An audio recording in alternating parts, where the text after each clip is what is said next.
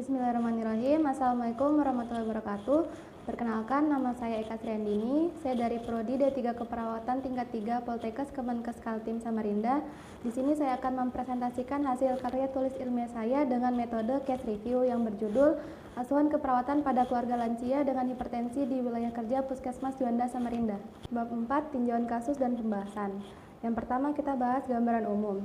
Penelitian ini dilakukan di Puskesmas Juanda Samarinda, di mana Puskesmas Juanda Samarinda ini memiliki dua wilayah kerja. Yang pertama Kelurahan Air Hitam dan kedua Kelurahan Gunung Kelua, yang terdiri dari beberapa poli pelayanan. Yang pertama poli umum, poli lansia, poli KB, poli anak, poli gigi, poli gizi, poli KIA, poli imunisasi, pengobatan dan tindakan, apotik, serta laboratorium.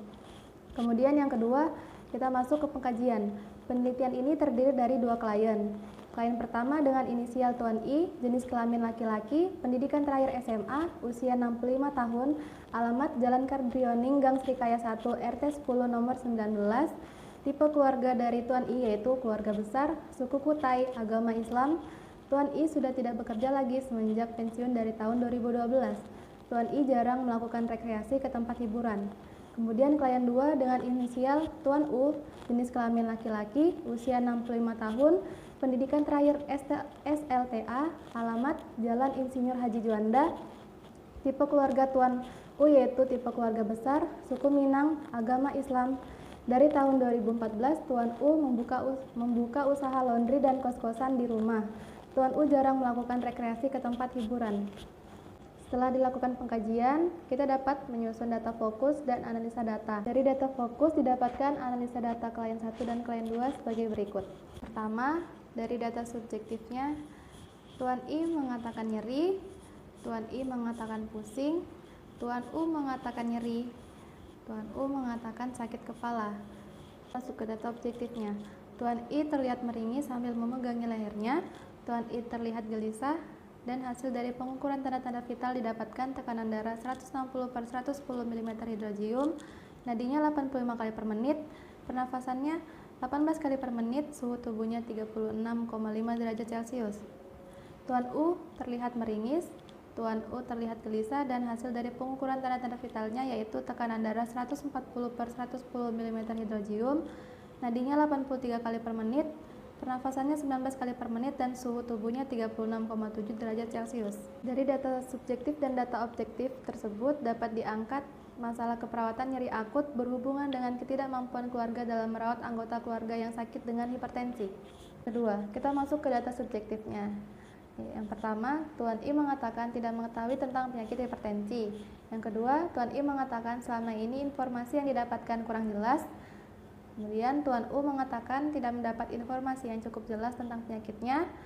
Yang terakhir, Tuan U mengatakan ingin mengetahui tentang penyakitnya. Dan kita masuk ke data objektifnya. Yang pertama, Tuan I terlihat bingung. Tuan I terlihat aktif bertanya kepada perawat tentang penyakitnya. Tuan U selalu bertanya tentang penyakitnya. Tuan U terlihat bingung. Dari data subjektif dan objektif tersebut, kita dapat mengangkat masalah keperawatan yaitu defisit pengetahuan berhubungan dengan ketidakmampuan keluarga dalam merawat anggota keluarga yang sakit dengan hipertensi. Yang ketiga, kita masuk ke data subjektifnya. Yang pertama, Tuan I mengatakan warna pada kulitnya bermula hanya bercak putih saja, tetapi semakin lama semakin meluas ke seluruh tubuh. Yang kedua, Tuan I mengatakan sudah setahun warna kulitnya seperti ini. Kita masuk ke data objektifnya. Yang pertama, warna kulit Tuan I terlihat tidak merata di seluruh tubuh, ada warna gelap dan warna terang. Yang kedua, Tuan I tidak terlihat percaya diri dengan keadaannya. Dari data subjektif dan data objektif tersebut dapat diangkat masalah keperawatan, gangguan integritas kulit atau jaringan berhubungan dengan ketidakmampuan keluarga dalam merawat anggota keluarga yang sakit dengan hipertensi. 4. Kita masuk ke data subjektifnya. Yang pertama, Tuan I mengatakan tidak ada ventilasi di kamar tidur. Kemudian data objektifnya, ventilasi kamar tidur kurang memadai karena jendela rumah hanya ada di ruang tamu dan ruang keluarga. Kemudian cahaya tidak memasuki kamar sehingga penerangan di kamar minim. Dari data subjektif dan data objektif tersebut dapat diangkat masalah keperawatan, kerusakan penata laksanaan pemeliharaan rumah berhubungan dengan ketidakmampuan keluarga mengenal masalah. Yang kelima, kita masuk ke data subjektifnya. Yang pertama, Tuan U mengatakan sering terbangun pada malam hari karena nyeri. Yang kedua, Tuan U mengatakan beberapa hari ini hanya dapat tidur kurang dari 3 jam setiap hari. Yang ketiga, Tuan U mengatakan tidak dapat tidur di siang hari. Kemudian data objektifnya, Tuan U terlihat lemas, Tuan U terlihat tidak bersemangat. Dari data subjektif dan data objektif tersebut dapat diangkat masalah keperawatan, gangguan pola tidur berhubungan dengan ketidakmampuan keluarga mengambil keputusan. Dari data fokus dan analisa data tersebut, kita dapat mengangkat diagnosa keperawatan. Diagnosa keperawatan untuk klien 1 yaitu nyeri akut berhubungan dengan ketidakmampuan keluarga dalam merawat anggota keluarga yang sakit dengan hipertensi. Defisit pengetahuan berhubungan dengan ketidakmampuan keluarga dalam merawat anggota keluarga yang sakit dengan hipertensi. Gangguan integritas kulit atau jaringan berhubungan dengan ketidakmampuan keluarga dalam merawat anggota keluarga yang sakit dengan hipertensi. Dan yang terakhir, kerusakan penata laksanaan pemeliharaan rumah berhubungan dengan ketidakmampuan keluarga dalam mengenal masalah. Klien kedua, yang pertama, nyeri akut berhubungan dengan ketidakmampuan keluarga dalam merawat anggota keluarga yang sakit dengan hipertensi. Yang kedua, gangguan pola tidur berhubungan dengan ketidakmampuan keluarga mengambil keputusan. Yang ketiga, defisit pengetahuan berhubungan dengan ketidakmampuan keluarga dalam merawat anggota keluarga yang sakit dengan hipertensi. Setelah menentukan diagnosa keperawatan, kita melakukan scoring untuk menentukan prioritas masalah keperawatan. Untuk klien pertama, nyeri akut berhubungan dengan ketidakmampuan keluarga dalam merawat anggota keluarga yang sakit dengan hipertensi dengan skor 4/2/3. Diagnosa kedua, gangguan integritas kulit atau jaringan berhubungan dengan ketidakmampuan keluarga dalam merawat anggota keluarga yang sakit dengan hipertensi dengan skor 4/1/3. Diagnosa ketiga, defisit pengetahuan berhubungan dengan ketidakmampuan keluarga dalam merawat anggota keluarga yang sakit dengan hipertensi dengan skor 4. Diagnosa yang terakhir, kerusakan penata laksanaan pemeliharaan rumah berhubungan dengan ketidakmampuan keluarga mengenal masalah dengan skor 3/1/3. Masalah keperawatan untuk klien 2, diagnosa pertama, nyeri akut berhubungan dengan ketidakmampuan keluarga dalam merawat anggota keluarga yang sakit dengan hipertensi dengan skor 4/2/3. Diagnosa kedua, gangguan pola tidur berhubungan dengan ketidakmampuan keluarga mengambil keputusan dengan skor 4/1/3.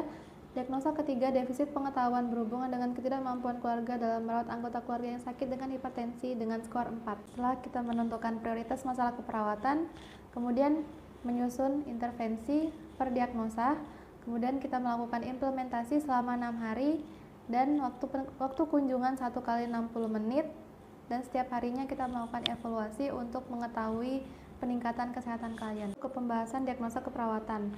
Diagnosa yang pertama yaitu nyeri akut. Setelah dilakukan implementasi selama 6 hari, didapatkan data evaluasi pada hari terakhir yaitu klien 1 mengatakan nyeri pada tengkuk telah berkurang dari skala 4 menjadi 2, sedangkan pada klien 2 mengatakan nyeri pada tengkuk telah berkurang dan tidak sakit lagi pada malam hari, dan skala nyeri berkurang dari skala 5 menjadi 3. Penulis berasumsi setelah dilakukan tindakan keperawatan didapatkan penurunan skala nyeri pada kedua klien terkait pada pemberian kompres hangat yang rutin dilakukan keluarga, serta tingkat pengetahuan keluarga akan perawatan pada klien dengan hipertensi. Kompres hangat ini merupakan salah satu penata laksanaan nyeri dengan memberikan energi panas melalui konduksi, di mana panas tersebut dapat menyebabkan vasodilatasi atau pelebaran pembuluh darah, meningkatkan relaksasi otot sehingga meningkatkan sirkulasi dan menambah pemasukan oksigen serta nutrisi ke jaringan menurut Potter dan Perry tahun 2010 dalam Tarigan 2017.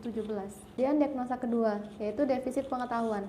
Setelah dilakukan implementasi selama 6 hari, didapatkan data evaluasi pada kedua keluarga klien mengatakan bahwa keluarga telah memahami tentang penyakit hipertensi dan cara penanganannya saat di rumah. Contohnya dengan memberikan kompres hangat di daerah yang nyeri. Terus berasumsi kedua keluarga cepat memahami dan menyikapi gejala yang kemungkinan timbul pada klien. Inisiatif keluarga untuk menambah pengetahuan tentang penyakit hipertensi merupakan salah satu langkah untuk menyembuhkan anggota keluarga dengan penyakit hipertensi. Selain itu, untuk menghindari komplikasi pada penyakit hipertensi dengan cara mengatur kandungan makanan yang dikonsumsi klien. Nah, disebutkan dalam Gelis 2010 dalam Senwaji 2017 mengungkapkan bahwa pengetahuan dan perilaku anggota keluarga diperlukan untuk mengurangi angka kekambuhan hipertensi pada lansia dalam keluarganya. Semakin luas pengetahuan keluarga, maka akan semakin berpengaruh terhadap upaya pengendalian hipertensi pada anggota keluarga yang sakit. Masa ketiga yaitu gangguan integritas kulit atau jaringan. Setelah dilakukan implementasi selama 6 hari dan didapatkan hasil evaluasi hari terakhir yaitu warna kulit klien membaik, kulit tampak sehat, dan tidak ada tanda-tanda alergi selama menggunakan minyak balur kutus-kutus selama 2 kali sehari setelah mandi, dan mengenakan pakaian panjang jika ingin keluar rumah pada siang hari. Berasumsi bahwa klien 1 mengetahui jika kulitnya sensitif terhadap cahaya matahari dan klien 1 pernah menjalankan terapi medis tetapi tidak ada perubahan, kemudian disarankan menggunakan minyak balur kutus-kutus, alhasil kulit klien mulai membaik. Diagnosa keempat, kerusakan penata laksanaan pemeliharaan rumah. Setelah dilakukan implementasi selama 6 hari dan didapatkan hasil evaluasi hari terakhir, yaitu pintu rumah klien terbuka pada pagi dan sore hari serta jendela ruang keluarga terbuka saat melakukan kunjungan rumah. Penulis berasumsi bahwa klien 1 mengetahui pentingnya mempertahankan pencahayaan di dalam rumah untuk menghindari terjadinya pengembangbiakan bakteri yang kemungkinan dapat mempengaruhi penyakit atau bahkan dapat menimbulkan penyakit baru pada anggota keluarga yang sakit dengan hipertensi. Dan diagnosa kelima, yaitu diagnosa gangguan pola tidur. Setelah dilakukan implementasi selama 6 hari, didapatkan hasil evaluasi hari terakhir kebutuhan tidur klien terpenuhi dari awal pengkajian yang hanya dapat tidur kurang dari 3 jam selama sehari menjadi 7 jam. Penulis berasumsi klien tanggap dalam pengambilan keputusan dalam menangani masalah pola tidur, sehingga klien dapat tidur dengan nyaman dan kebutuhan tidurnya terpenuhi. Sedangkan klien 1 tidak memiliki masalah gangguan pola tidur karena keluarga klien 1 mampu merawat anggota keluarganya yang sakit. Di mana disebutkan dalam Madeira tahun 2019, tidur merupakan kebutuhan dasar yang dibutuhkan oleh semua orang untuk dapat berfungsi secara optimal, maka setiap orang memerlukan istirahat dan tidur yang cukup, tidak terkecuali juga pada orang yang sedang menderita sakit. Mereka juga memerlukan istirahat dan tidur yang memadai. Namun, dalam keadaan sakit, pola tidur seseorang biasanya terganggu, sehingga perawat perlu berupaya untuk mencukupi ataupun memenuhi kebutuhan tidur klien. Bab 5, kesimpulan. Yang pertama, hasil pengkajiannya. Hasil pengkajian yang didapatkan dari klien 1 dan klien 2 dengan hipertensi didapatkan adanya tanda dan gejala yang sama. Ada beberapa keluhan yang pada klien 1 juga terdapat pada klien 2. Tanda gejala yang muncul dan dirasakan oleh kedua klien yaitu nyeri pada tengkuk hingga ke leher. Ada beberapa keluhan dari pengkajian yang berbeda, yaitu klien 1 mengeluhkan warna kulit yang tidak merata dan sudah diderita selama kurang lebih dari 1 tahun dan tidak ada ventilasi pada kamar tidur. Kemudian klien 2 mengeluhkan kurang tidur karena nyeri yang muncul pada malam hari sehingga klien hanya dapat tidur kurang dari 3 jam dalam sehari. Kemudian diagnosa keperawatan. Diagnosa keperawatan yang didapatkan pada klien 1, peneliti menemukan 4 diagnosa keperawatan yang dapat diangkat, sedangkan pada klien 2 terdapat 3 diagnosa keperawatan yang muncul. Diagnosa yang sama antara klien 1 dan klien 2 yaitu nyeri akut dan defisit pengetahuan. Pada klien 1 terdapat 2 diagnosa keperawatan tambahan, yaitu gangguan integritas kulit atau jaringan dan kerusakan penata laksanaan pemeliharaan rumah. Pada klien 2 terdapat 1 tambahan diagnosa keperawatan, yaitu gangguan pola tidur. Intervensi yang digunakan dalam kasus pada klien 1 dan klien 2 disesuaikan dengan masalah keperawatan yang diangkat, berdasarkan kriteria hasil dan tanda gejala serta kondisi klien saat dilakukan perawatan di rumah. Kemudian implementasi.